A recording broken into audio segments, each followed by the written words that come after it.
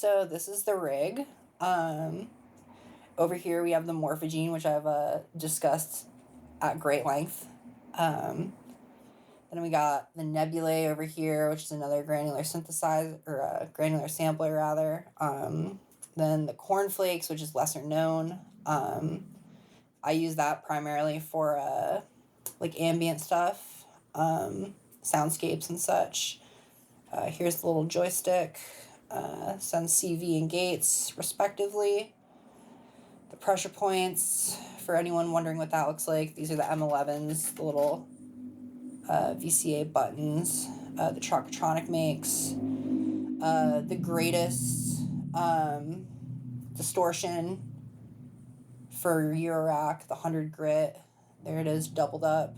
The qubit chance is pretty cool. It's just a random voltage generator. I use that to control some parameters, mostly on the nebulae. That one's a little bit more free-flowing than the morphogene is, as far as like voltage goes. And then I just have some utilities, PAMs, just like the jack of all trades of Eurorack.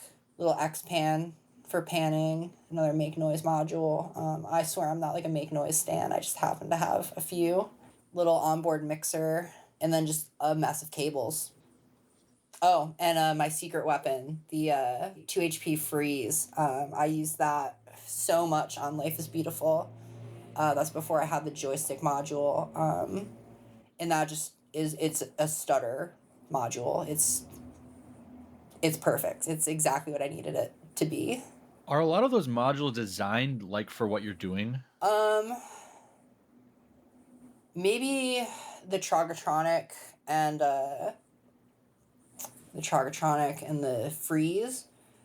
I think I've just managed to make the samplers do what I want them to through CV, and like really putting in the time to figure out how to make them do what I want, like with the pressure points, figuring out how to make it trigger different samples based on which pad I'm touching, and then in combination with the joystick so I can choose which side it's coming out of. It's really just like a lot of like hacking it, like figuring out like what can I make this do without like, too much difficulty. What was the learning curve like? The learning curve is pretty intense. Just there's a lot of terminology you got to learn, which I'm not even like fully versed in. Were you a pretty technology savvy person when you began working with No. Eurorack? I'm pretty technologically behind the times. I didn't have any real like synthesis knowledge prior either. Like I'd use like soft synths, but that's about it really. And I didn't really know what I was doing. I just kind of got lucky with those.